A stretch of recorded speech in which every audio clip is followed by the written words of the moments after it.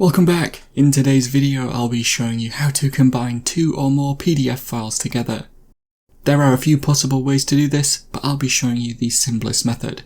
You might want to combine two or more PDF files to create one complete piece of work. We'll be using a free online tool today. Adobe does offer this tool on their website, but you will need to sign into your Adobe account for this or create one if you haven't done so already. The method I'll be showing you does not require you to sign up for anything. Remember to leave a like and feel free to subscribe if the video helps. Let's get into the method. First, make sure you have your PDF files saved on your PC and that you know where they are saved. If you have a Word document that you want to export as a PDF, then click the card on screen now to watch my video showing you how to save a Word document as a PDF file.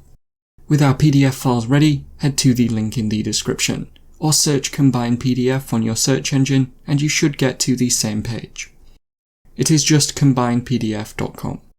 On this site, all you need to do is click on Upload Files and then navigate to where they are stored on your PC. Once you have found them, you can select all of them at the same time by holding down the Shift key or Control key when selecting them to include multiple. It will then upload your PDF files and show them separately. You can drag them around to change the order of them if you wish. Once you are happy that all of the files are uploaded and they are in the correct position, click on the Combine button. The Save As window will open and you need to give your combined PDF a new name. Be careful to not name this as the same as one of your individual documents, as it could overwrite it. Click on Save and it will download your combined PDF and you can open it to check out how it looks. And so that is how to combine two or more PDF files together. Click the card on screen now to watch a video of mine showing you 10 easy ways you can speed up your Windows PC.